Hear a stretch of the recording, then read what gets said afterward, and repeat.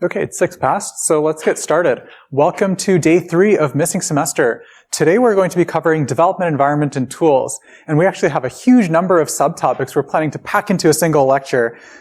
So one thing that would be really helpful for me is if this was a really interactive lecture. Please ask lots of questions and also help me pace the content. I don't know whether I should focus more on the basics or we want to speed through the basics and focus on the more advanced topics that we've prepared for this lecture. So please help me out. So to get started, a development environment, like what is a development environment? It's a set of tools for developing software. And there are many different shapes and forms of development environments that you might want to use. So what we see on the screen right here on the right is my terminal setup. I'm using tmux, which was covered in the previous lecture, and then there are a bunch of other things open. I'm using this to split panes. I have a shell on the bottom right, which we covered in the first and second lecture, and I have a text editor open on the left, actually with the lecture notes for today's lecture open in Vim. And then I have a Docker running in this terminal in the top right. So this is one configuration of a development environment. This is a terminal-based development environment. And you might want to use this for certain scenarios. On the other hand, in certain scenarios, you might want to use software like VS Code. This is an integrated development environment. So it's a little bit different than the terminal-based setup, and instead you have everything you might need from text editing capabilities to things like code linting and auto-formatting and stuff like that, all within a single application. And you might want to use graphical IDEs in situations where it's beneficial to have all this stuff in one place, and oftentimes AI functionality tends to be better integrated into graphical IDEs. So it's a good place to get started, but you might want to learn terminal-based development as well for certain situations. For example, you might be SSHing into a remote machine where you can't easily install software, and you might want to run a basic text editor there to do some file editing. Question? Wait, what's the difference between a graphical IDE and an IDE? You might find more like so IDE stands for Integrated Development Environment. It's kind of like everything in one place. And there might be text-based IDEs like that run in the terminal. You can kind of turn some text editors like Emacs or Vim into IDEs, like kind of out of the box. These programs are more like text editors, but you can install a bunch of plugins and make them behave more like IDEs. So that's why I was using this distinction. But to first approximation, when people say IDE, they generally mean graphical IDE. Great question. Yeah. What's the name of this graphical IDE? The one that's up here on the screen right now, this is VS Code. This is a very popular open source IDE from Microsoft, and a bunch of other IDEs that people use these days. Like, how many of you have heard of Cursor? Raise your hands. Good chunk of the audience. Yeah, Cursor is a fork of VS Code. So it's built on top of this. Cool. So today we're planning on covering text editing in Vim. So text editing is kind of like the core functionality of an IDE. Like you write a program, you want to be able to edit the program and the files in there in your repository and code base. So we're going to spend some time on that. After that, we'll spend a little bit of time talking about code intelligence and language servers. So talking about some of the more advanced functionality that IDEs give you, like code completion and checking errors as you type and things like that. After that, we'll talk about AI-powered development. That's a new topic for this iteration of this course. We have some basic topics we can cover and some more advanced ones, so you guys can help me out there on what to focus on when we get to that section. And then finally, we'll talk briefly about regular expressions and search and replace. So to get us started on the part on Vim, I'm curious, how many of you have used Vim before or heard about Vim? Okay, maybe like a quarter of you? Sorry, what was the question? Did we have to use the exercises? Yes, that's right. A number of questions refer to Vim, but this is the lecture where we're actually focusing on this and teaching this topic. And we have a bunch of Vim-related exercises for this lecture as well. Cool, so only a quarter of you. So yeah, Vim is this really cool thing that we want to teach you because we think it's really powerful. When you're writing code, generally you have a bunch of text and you're modifying the text, but the way you're interacting with the text and modifying it is a little bit different from other types of text editing. Like if you're writing an essay, you might use something like Microsoft Word, and the type of activities you do there often take a form like you're writing a big stream of text or you're reading a stream of text kind of top to bottom. But when editing code, the way of interacting with code is a little bit different. So you're often jumping around between files. You're reading little snippets of text. Even when you're writing code, like how often do you open up a new file and just like write your entire program top to bottom, right? How many of you are brilliant enough programmers to be able to do that? Nobody raises their hand. Yeah, so you often end up writing little snippets of code, right? You might write a function here, then you might jump up in the file and write a different function. You might find a bug somewhere and tweak some code. And so the types of motions you need to do with your like cursor and with the types of text you need to type into your editor are different. And so one reason why we want to teach you Vim is that it's a text editor and also a way of interacting with a buffer of text that is optimized for this use case. And so the idea is that if you learn Vim, you can become really effective at editing text for the purpose of writing software. And Vim has this really cool idea at its core. I think the people who developed Vim, or the precursor VI, observed that, say, switching between your keyboard and mouse is slow, right? Like if I'm down here and I want to move up here, I move my hands from my keyboard to my mouse, move my cursor, click somewhere to move the cursor in the program, and then I can start typing and stuff like that. It's just slow. And if you could keep your fingers on the keyboard the whole time and had a really efficient interface for like doing all the types of things you might want to do when editing code, you'd be really fast. And so the core idea in Vim is that the interface to Vim itself can be thought of like a programming language. There are a bunch of primitives, like there are in programming languages, and you can compose those primitives to do powerful things.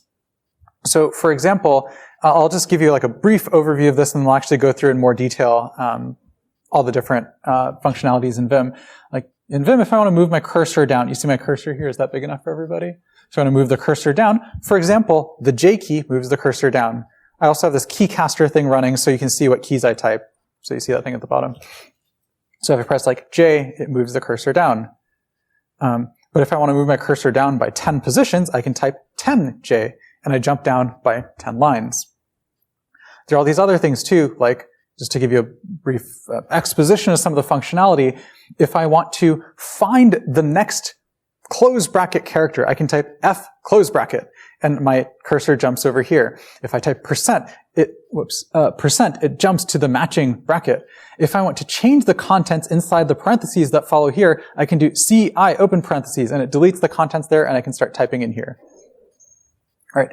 Maybe this looks very different from other IDEs and text editors you're used to using, because normally you like move around the mouse, and if you want to change the stuff in here, you'll go here and like click here, and then backspace to delete everything in here. Maybe you're like click and drag and select and press backspace and start typing. But it's so much faster to use Vim as your way of interacting with text with buffers of text.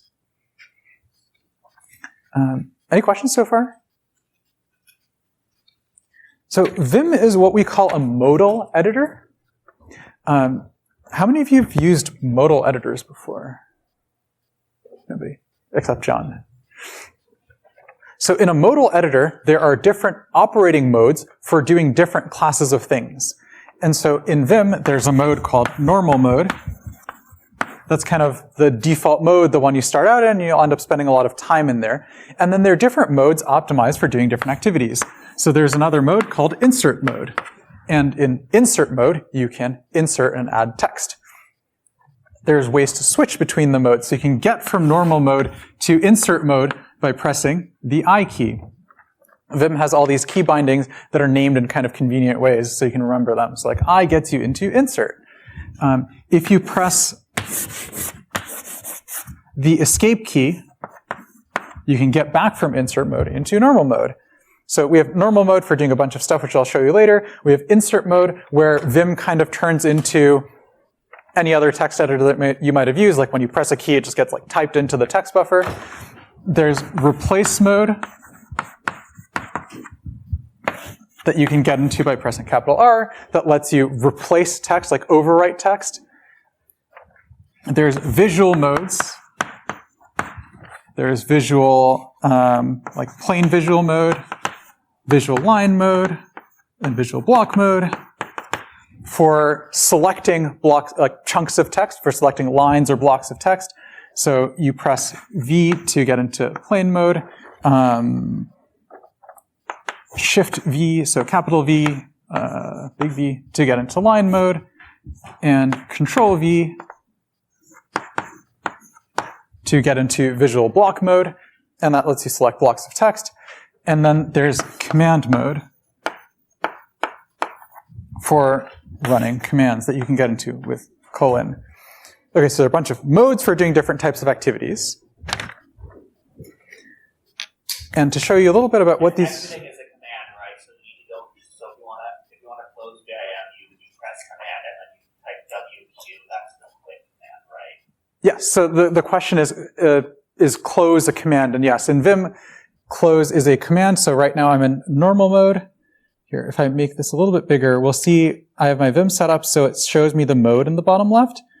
And if I press colon to go into command mode, I see the command line down here. And if I do Q, maybe we'll move this to the bottom right. See, now this says colon Q, and I can press enter, and oh, yeah, like haven't saved some of my changes. Here, I will force quit by doing Q exclamation point, and that quits the editor.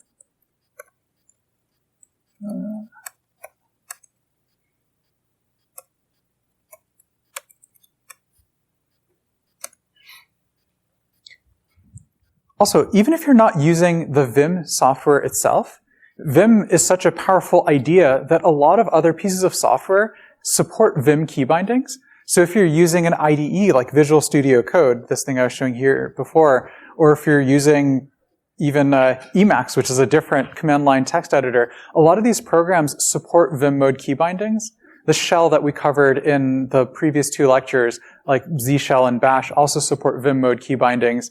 Even things like Claude Code support Vim mode key bindings. So if you learn this way of interacting with with buffers of text, you can apply these ideas in many different programs.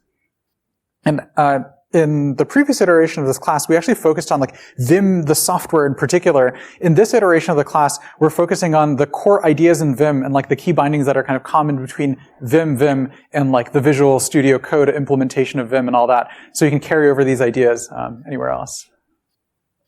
And so things like how to quit Vim, this like colon WQ thing that we were talking about, it's like not as big of a focus this year, because if you're using VS Code and you want to like close something, you can press the X button.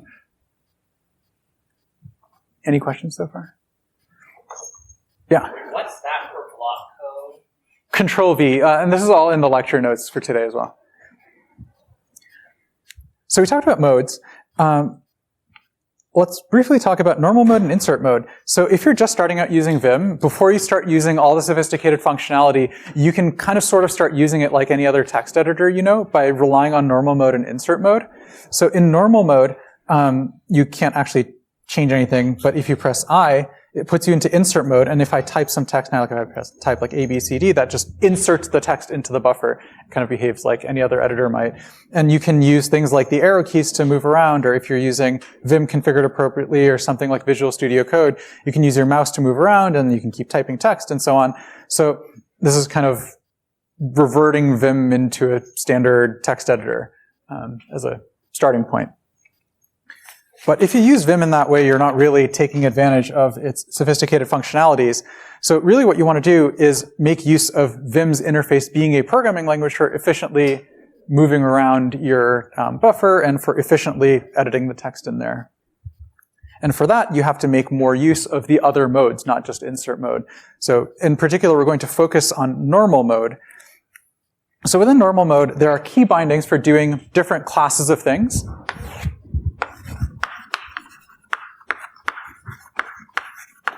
And you can compose these things together in powerful ways. There are key bindings for moving around. There are key bindings for selecting things. There are key bindings for making edits.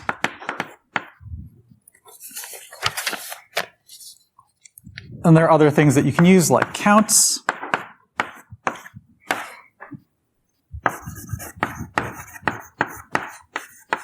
And then there are additional modifiers.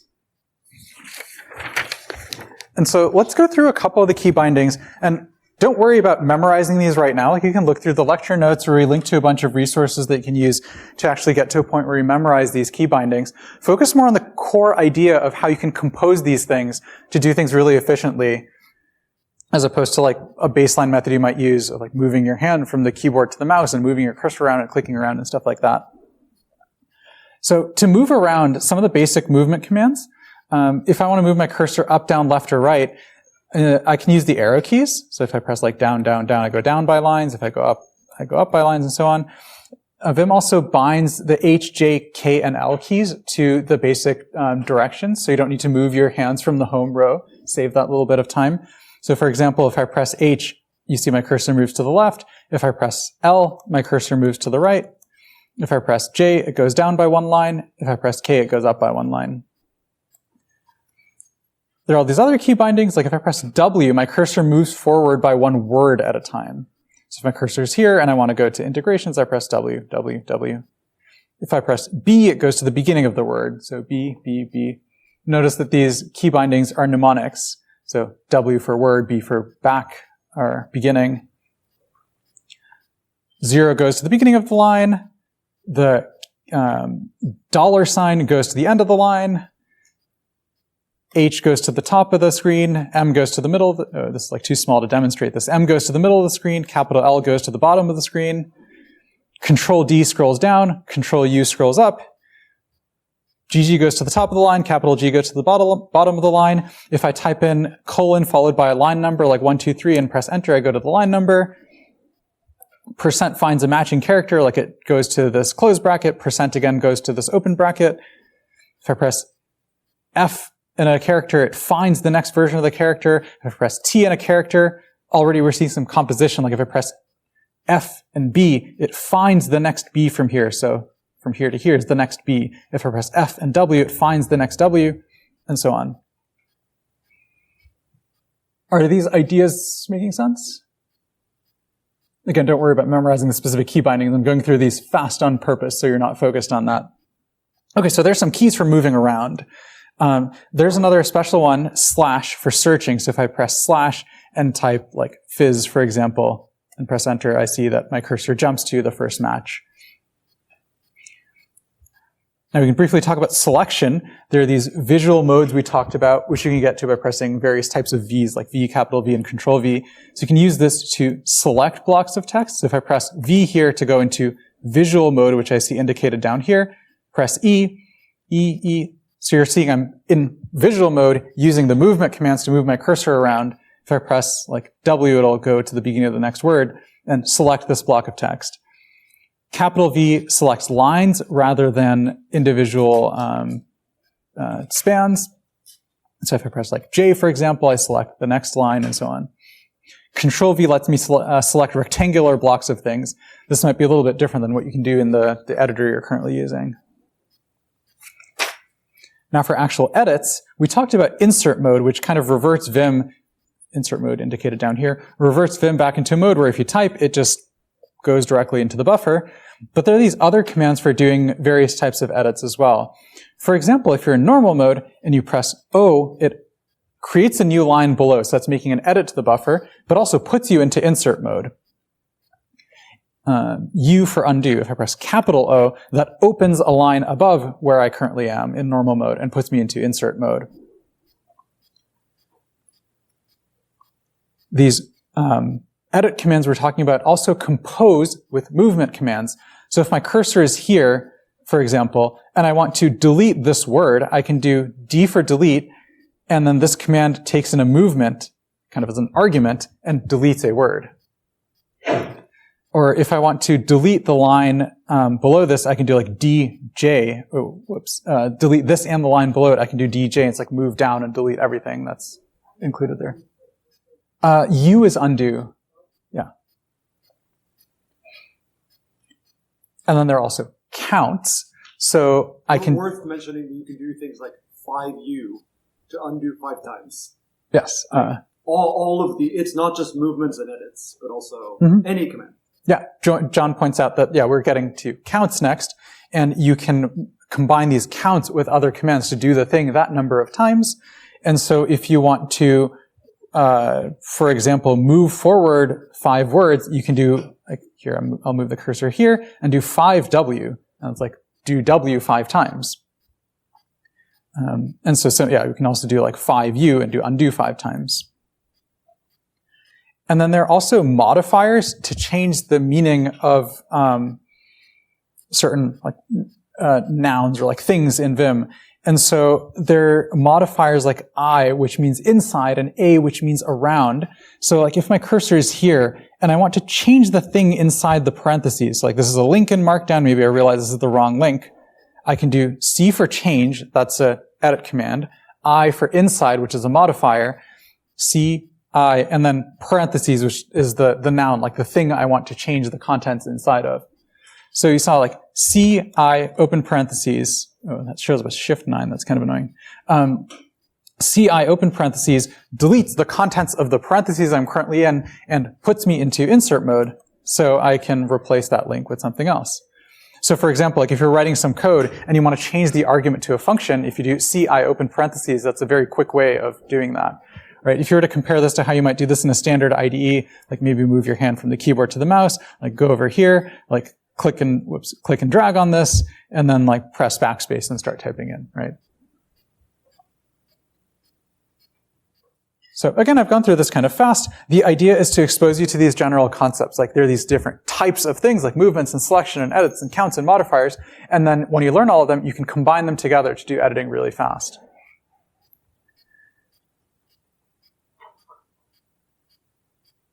Any questions so far? And I think you kind of have to take my word for it. And in one of our exercises, we suggest like take all the software you use, switch everything into Vim mode, and just use it for a month. Like force yourself to use it for a month. I think all 3 of us, me, John, and Jose, have been using Vim for a very long time, and the investment has been very much worth it. Like you can basically get to the point where you can edit text as fast as you can think. And without using an interface like this, I feel like I spend a bunch of my time just like moving my hands around. And yeah, this is just a much better kind of brain-computer interface. Question? Yeah. I think like I understand how like some of these shortcuts are like easier to get used to and like figure out or look up because they have parallels with other text editors. So we might be used to like finding strings or like copy paste, but how do you like build the intuition for these things, like jumping to a specific word in a line, or like deleting the word that's like surrounded by quotes in this line, or the things that most editors just like expect you to use the mouse for? Yeah, so the question is, for functionality that's supported in another editor like undo or redo or just like adding text, you can figure out how to do it in Vim. But for some of the other features that Vim has, like being able to jump to a matching parentheses or like delete inside parentheses or things like that, like how do you build intuition or even discover that Vim has these features? And so I'd suggest 2 things. One is I would suggest going through a Vim tutorial, which will tell you a bunch of key bindings and have you just do like text editing exercises to try to turn some of these things into muscle memory. So that's one way to get exposure to them.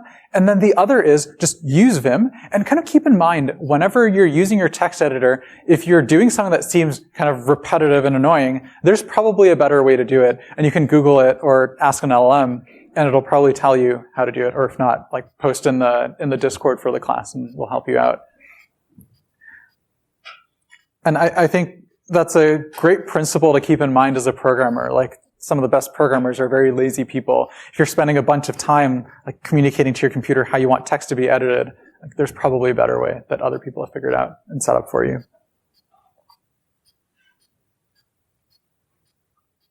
So I'll show you a quick demonstration that puts all these different pieces together. And we'll do that through editing this broken FizzBuzz implementation. Hopefully you're familiar with FizzBuzz. The idea is that you want to write a program that prints the numbers 1 through n, but whenever the number is a multiple of 3, you want to print fizz instead of the number, and whenever it's a multiple of 5, you want to print buzz instead of the number. And when it's a multiple of both 3 and 5, you want to print fizzbuzz instead of the number. This is like the canonical, like, make sure you know how to code type of exercise. So this is, what we're looking at here is actually a broken fizzbuzz implementation, and we're going to fix it. But we're going to fix it using Vim, and we'll see just how efficient it is in terms of the number of keystrokes I have to do in order to correct this implementation. So one issue here, like if let me open up another terminal to the right here, and I can try running this, and nothing happens. So the main function here is never called, so that's the first thing I'll fix. And so I open up Vim, I'm looking at this program, my cursor's up at the top, I want to add some text at the bottom. So Vim has a single key binding, capital G, to jump to the bottom line. I can press O to open a new line.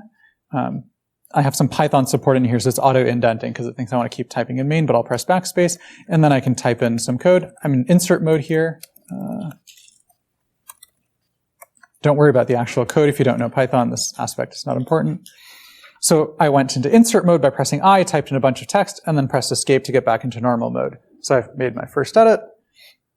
Now some other issues in here. I'm noticing that this range starts at 0 instead of 1, so I want to make some edits up here. So the way I can do that, I can press / to go into search mode, type in range, enter, and now my cursor jumps up here. I want to change the argument to the range. So one way I'll do that in this first demonstration is to move forward 2 words. So I can press WW. I could have also done 2W to jump forward 2 words at once. But oftentimes for these small counts, I'll just press the key multiple times. So I can press I here to switch into insert mode. And then now I'm just directly adding some text in here. So I'll add a 1 comma. And then I'll press escape to go back into normal mode. And then I can press E to jump to the end of the next word.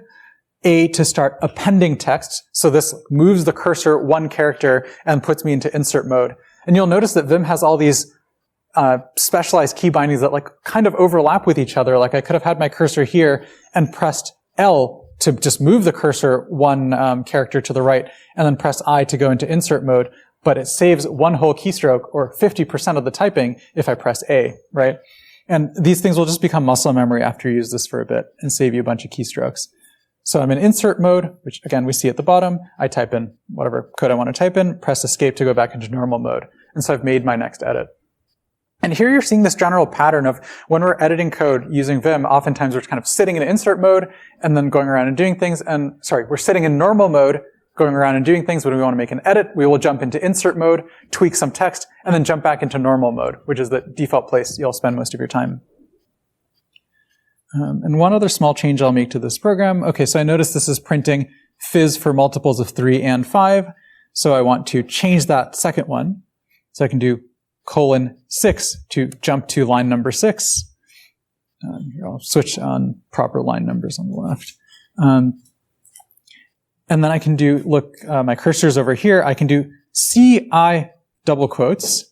And that's like change inside the double quotes. So the cursor, we look forward until we find the next pair of double quotes, delete the contents inside there, and put us into insert mode when we type that. And then here I can make my edit I want to make, escape to go back into normal mode, and we can save the file. In Vim, that's : to put us into command mode, and W to write the contents of the file. If you're using a different IDE or different tool, there might be other key bindings that do the same thing. If you want to learn all the key bindings, go through one of the tutorials we link to in the lecture notes. And so once I've done that, the program works. So any questions about Vim?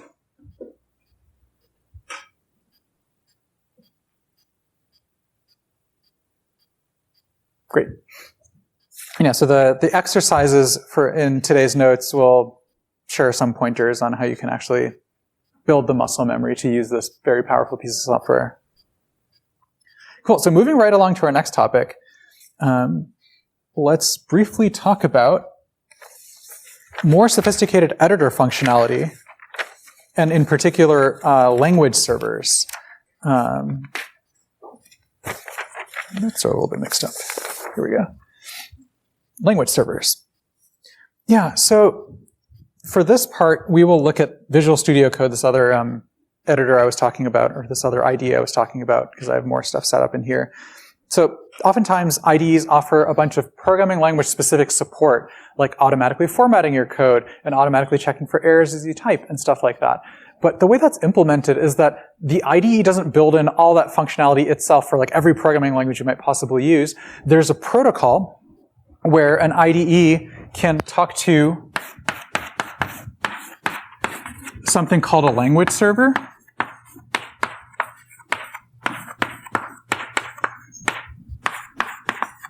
The protocol is called language server protocol.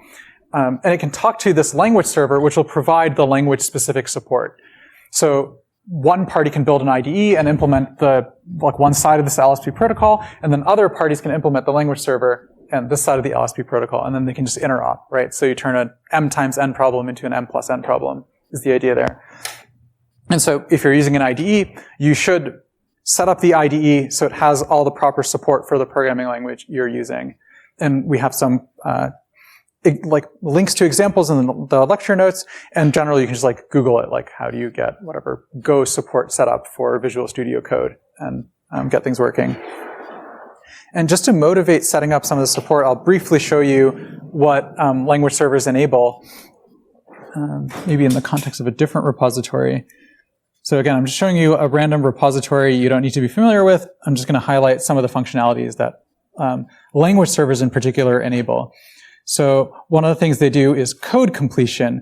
So you can do things like, let me jump to something where I can do good code completion.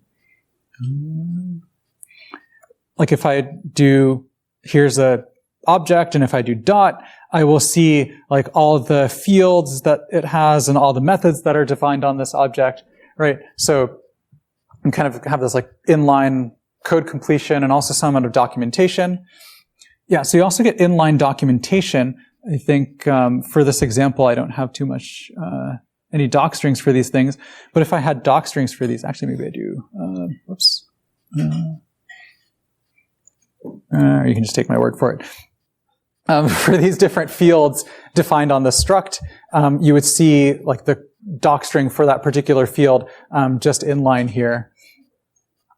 Some other features that we have are things like jump to definition. So like if I'm looking at some code, I see that this takes in like this type as an argument. And so I can right click on this and do, oh, that's a little bit small, click on go to definition, and I can find the definition of the struct. So it's very helpful for jumping around. Like otherwise, how are you going to find like where this thing is defined? You might search your entire code base and have to poke around. So it's really convenient that there's this language server that has semantic understanding of your code that can enable your IDE to do things like this. You can do the same thing in reverse. If you want to find like, oh, I've defined the struct, like where am I using this thing? You can find all the references to this struct. That's another functionality that language servers enable. And then there's another whole bunch of quality of life things, like language servers will help you with imports. So here I'm importing a couple modules. If I use some module without importing it, like maybe I do like print line hi, I see a red squiggly here. It's saying, okay, this module's not found. But if I do save, actually the language servers figure out like you're doing format dot something, and you probably want to import format. And so it added this import line for me. And then, yeah, I get all this code quality stuff. Like if you invoke like methods that don't exist, you can just see inline in your IDE, like, oh, this method is undefined. This type has no method by this name. So you can catch errors as you type rather than waiting till you compile your code or run your tests. So that's really brief motivation for getting all this code intelligence stuff working in your IDE for the programming languages that you use. Any questions about that?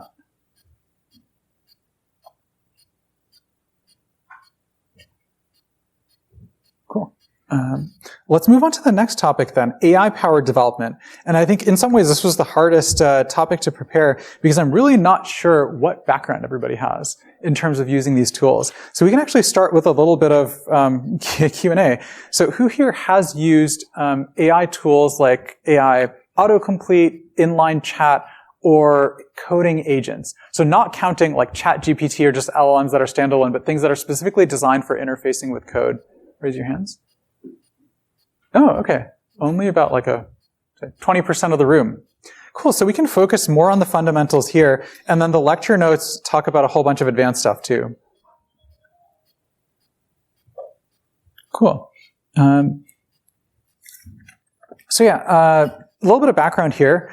Since the introduction of GitHub Copilot, which was like mid-2021, so it's been a little bit of time, LLMs have become better and better at helping people write code, and now these things are quite popular. And there are three main types of ways people use these AI models or large language models for writing code. One is autocomplete, which is kind of similar to what we looked at with like automatically completing field or method names, but way more powerful than that, but it has the same form factor. There's inline chat and coding agents. So we will run through all these different form factors and maybe talk briefly about when you might want to use one versus another.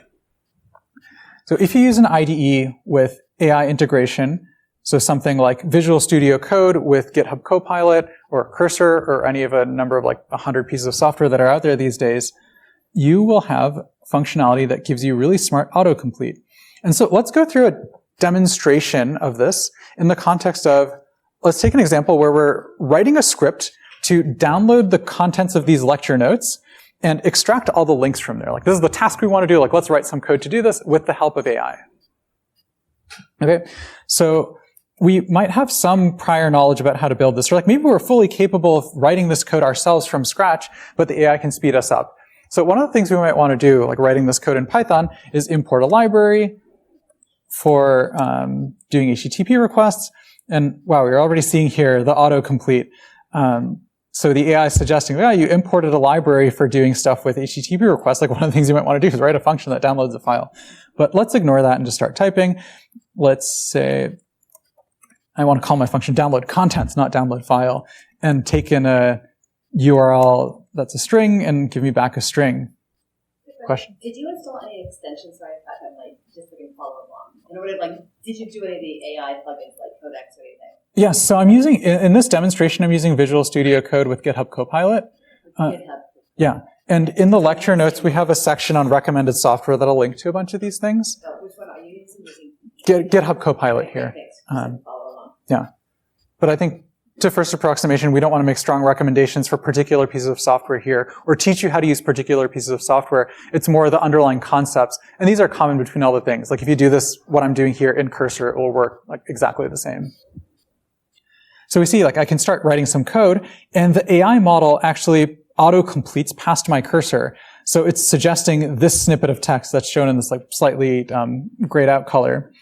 And so here I can even cycle through the different possible completions. You can sample multiple results from the LLM and can look at like, what are the different ways it thinks I might want to complete this code, and press tab to accept this completion. So in this example, all I wrote was the signature for the function, and the model, the AI model actually just wrote the entire function body for me. So it saves me a bunch of typing. Now with these models, like they're just probabilistic models trained on a whole bunch of data and using some other fancy methods. They don't have intelligence in the same way that humans do. And so like when you accept some AI completion, you really do need to look at it to make sure it's doing what you want it to do. And like sometimes it won't be correct. You'll need to either tweak what the AI produces or just write it from scratch yourself. But yeah, here we're seeing the most basic form of AI autocomplete. Like you start typing some code, it suggests a completion for you. You can press tab just like you can with traditional autocomplete to accept the suggestion. Now, the standard way of using this is in this like passive way, like it's just always running. You're writing code, it'll just like randomly pop up and say, here, I can complete it this way for you. And if it looks good, you can press tab to accept the completion and it'll save you some time. But another way you can use this software is you can actually steer it through comments. So we can demonstrate that as well. So let me continue fleshing out the script. I have a function for downloading the contents of a URL. And remember, I wanted to extract all the links from the contents. So I can write a function called extract that takes in the contents and produces a list of strings that are all the links. And here I see, okay, like the AI is happy to autocomplete this for me. And it's doing this completion kind of just based on the rest of the program I've written so far. Like it doesn't know that I want to extract links. And the most likely completion here is one that just separates out all the lines from the contents, right? So like this is kind of a useless completion for the thing I want to write. So one way you can steer these things is by writing comments to guide the implementation. So if I say something like extract, like all markdown links from, it even autocompletes my comment from the contents. You can press tab to accept that. Then it starts suggesting stuff that's actually related to this task. And so here, you'll also see that sometimes it doesn't produce like the entire function body in one completion, it'll do partial completions. So you can just press tab to accept them piece by piece. So it's importing the regex library, it's defining a regex pattern, and it's finishing off the function. And that all looks correct. Yeah. When do you put things in as a comment for to read versus in the little box on the side that says ask it to do anything? Like when do you use that versus the other? Yeah, that's a great question. It's like when the question is when do you write comments versus ask the chat box, which I've hidden. This chat box that was open by default, build with agent. You can type in stuff for here for it to do. We will talk about this mode of interaction when we get to coding agents in a moment. But at a higher level, this type of AI input, this autocomplete, only completes code past your cursor. So it can only make pretty narrowly scoped changes. Like in this mode of interaction, you notice like here, it imported a library in the middle of my function. Like this is kind of messy, right? I don't want it to do this. But this tab completion is only allowed to just complete past my cursor. If I wanted to make changes in other parts of the file, this mode of interaction is not the right mode for that.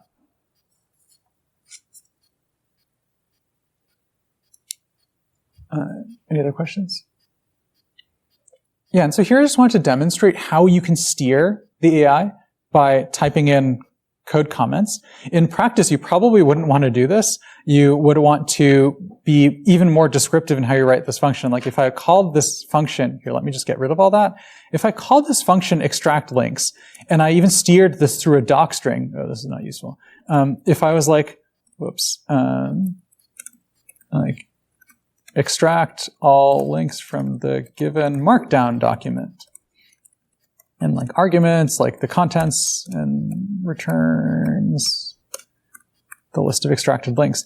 Here, it will complete the code in the same way. Here, it's actually completing the entire thing in one go. This is a much better way to write code because this doc string is actually useful for the future as opposed to the code comments. And oftentimes when you're coding with AI support with autocomplete, you'll write little comments to like steer the AI. Like you might kind of outline your function in comments, let the AI tab complete below the comments, and then get rid of the comments because they're not like that useful in the final artifact.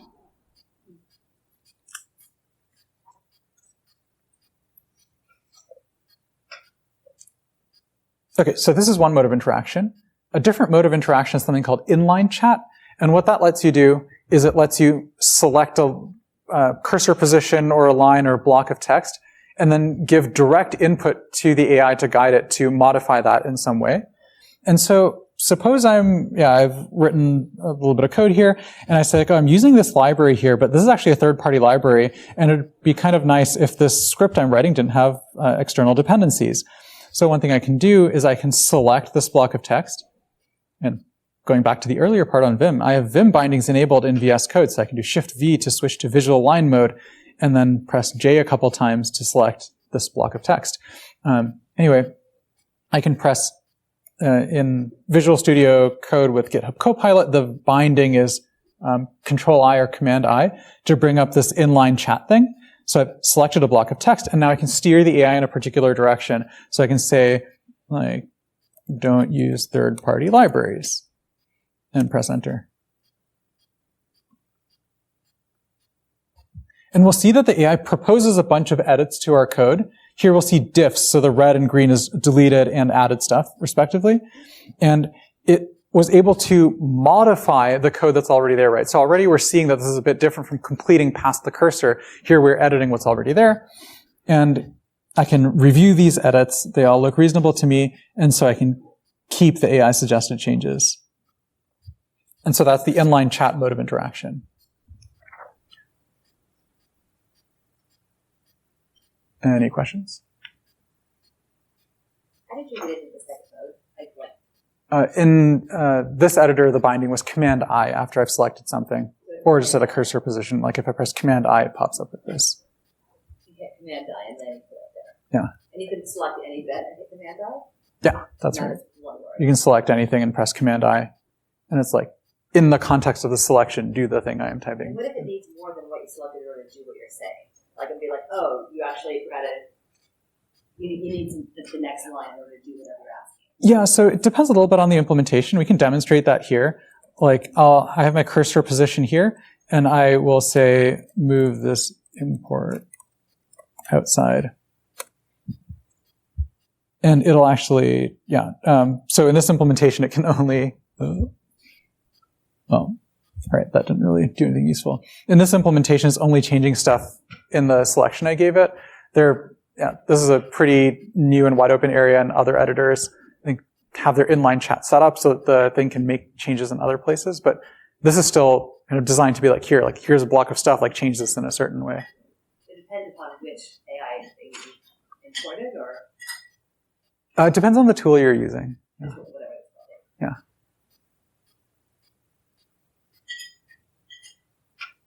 Yeah. Question. Does using AI like this require an internet connection? Yeah, so the question is, does using AI like this require an internet connection?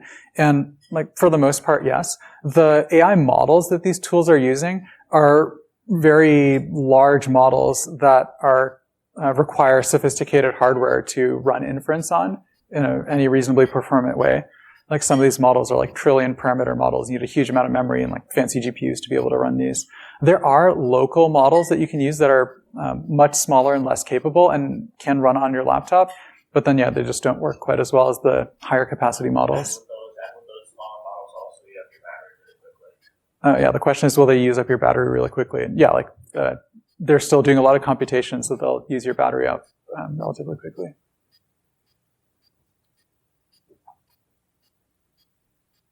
Any other questions? So we're running up against time. We got through only a small fraction of the topics we wanted to cover in today's lecture. So quick poll, would people be interested in diving deeper into coding agents in a future lecture? We can make some adjustments to the topics. Yeah, really, this is a question about how much experience you all have with these. Would you like us to spend a bunch of time talking about how to use these tools or not? So raise your hand, yes, if you're interested. Okay, a decent chunk of the room. So I think we'll consider making a change to the course schedule. I think we don't really have enough time to go through too much more material, so I think we'll postpone the rest of this material into a future lecture. But happy to answer any questions people have about the things we've talked about so far in the back.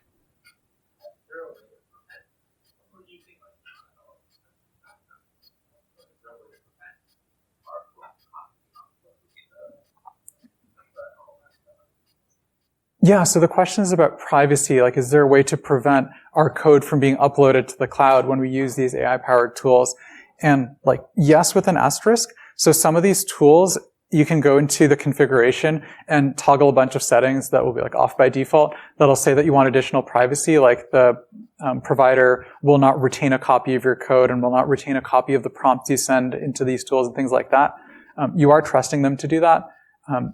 They're, for the most part, not really commonly used technological means by which you can get privacy. There's some work in this area, but these tools are not common yet. I think if you want privacy, you do need to run the model locally. Question in the back? Question about Autocomplete. Python's a really like flexible language where something is really does this Autocomplete mode work a lot worse with like other languages that have structure and words? Yeah, so the question is, Python's a really flexible language where you can do wacky things like import a module in the middle of a function. And does this tab completion work worse in other languages that are not quite this flexible? And my personal experience with this is that it still works kind of okay. One of the features we didn't show here, and I think I haven't prepared to show it, is some of these tab completion models also do cursor position completion. Like they can kind of guess where you might want to move your cursor next. And so if you're here and it recognizes like, oh, you want to import the regex library before filling in the implementation here, the tab completion suggestion will actually be to have your cursor jump up to the top. The next suggestion will be to do the import RE. The next suggestion will be to jump back down and then fill in the body of the function. So it can kind of sort of work. In other situations, you might want to steer it a little bit more yourself. I think one of the things we didn't talk about in too much depth, and maybe we'll cover it more later, is these models are continually improving. These tools are continually improving and introducing new capabilities. And as things shift, you'll need to keep updating your intuition on what these AI tools are capable of doing. I think a great way of operating is kind of being right at the right level of abstraction. If something is really easy, the AI tool can just like nail it, and you don't need to spend your time writing that code. But if you give the AI tool a task that's too hard for the current AI, like it will fumble in various ways. Like it'll write code that like looks roughly correct but actually has bugs, or it'll just get like really confused and do crazy things. And you don't want to be operating in that mode, right? But these AI tools are always getting better. So you could do something today that like totally doesn't work, and 3 months from now, the AI is totally capable of nailing that task. And so I don't have a great solution there, except keep using these things, keep trying to push their boundaries, and keep your intuition up to date on what the tools are good at doing. Is there a way when it's suggesting code to say, show me your thought process and show me why you did this, or ask me questions before you generate the code because you have questions? Like, or tell me how convinced you are that this is correct, like all those questions. Does that make sense? Yeah, so the question is, can you ask the AI to tell you like why it wrote code a certain way, or have it ask you questions, or be able to ask it other arbitrary questions? And so not in the modes of interaction we talked about so far, but in coding agents, yes. Those are more conversational tools, so think roughly like ChatGPT, but it's plugged into your code. And so you can just talk to it. You can tell it to ask you questions. You can ask it questions and it will just answer. So that capability exists. Again, you have to keep in mind that these LLMs are not like intelligent in the same way that humans are intelligent. They're probabilistic next token predictors. And so sometimes they say things that seem reasonable and are correct, and other times they will say things that might seem reasonable at first glance and it'll be totally incorrect. And so, yeah, the way you have to use these tools is a little bit different than, for example, if you were to delegate the task to like an employee of yours or something like that. Hopefully employees don't try to gaslight you quite as much as these AI models do.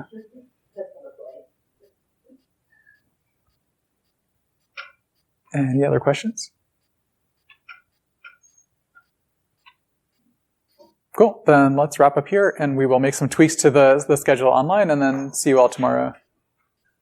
One more question. Wait, you said that you didn't have time to get up to everything you wanted to get to, but don't we have until 2:55?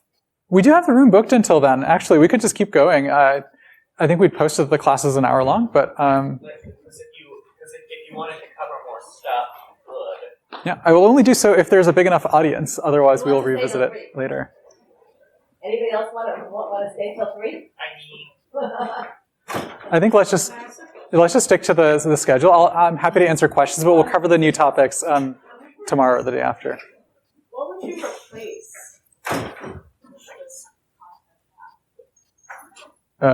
We'll need to think about that. But there might be some lower priority content or things we've covered in a previous iteration of the class. Right? We taught this class in 2020. We recorded the lectures in the same way. We have detailed lecture notes. And so we might just say, like, go watch this lecture, and then we will talk about AI things, because those didn't exist in 2020. We also have a giant Q&A lecture. Okay. Yeah, John also points out that we have an entire lecture for Q&A, so we could just take that over. Question? Yes, Bert, do you have any recommendations for like AI extensions? Yeah, so the question is for VS Code, do I have recommendations for AI extensions? I think since the audience is probably mostly MIT students, I would recommend using GitHub Copilot because it's free. If you sign up for GitHub for Education, then you can just use the tool for free. A lot of the other tools out there you need to pay like $20 a month or something for. And I think to first approximation, a lot of these tools are like roughly as capable as each other, especially when you're getting started. So that's the one I'd recommend. No, you need to get Copilot for, well, so anybody can get it. I think they just need to pay for it. To get it for free, you need to sign up for GitHub for Education, and I think you need to just verify that you're a student or a teacher. And I think they like get a copy of your student ID or something. I don't remember the details of how they verify.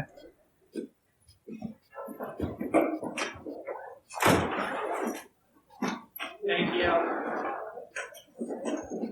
Cool. See you all tomorrow.